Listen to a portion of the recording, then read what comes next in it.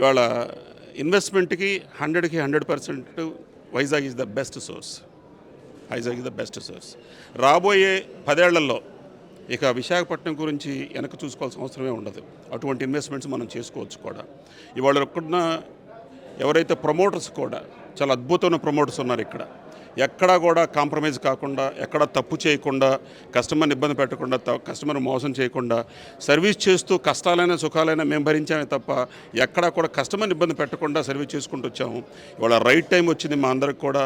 అటువంటి శుభ తరుణంలో మన టీవీ9 వారు ఇటువంటి వేదికను అలంకరించడం చాలా అద్భుతం, ఆనందకరం.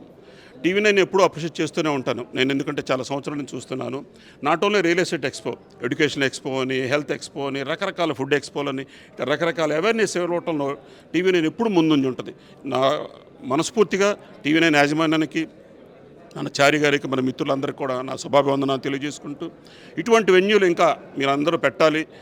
రియల్ ఎస్టేట్ కొనుక్కునే వాళ్ళకి కానీ, అమ్మేవాళ్ళకి కానీ ఒక మంచి వేదికను తయారు చేయాలని మనస్ఫూర్తిగా నేను కోరుకుంటున్నాను.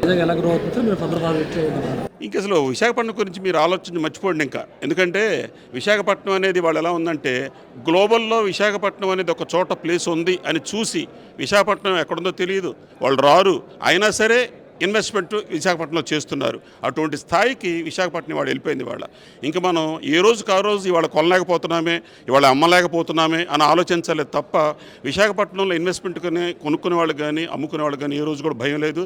కళ్ళు మూసుకొని మీ ప్రక్రియలో మీరు ఉండిపోండి.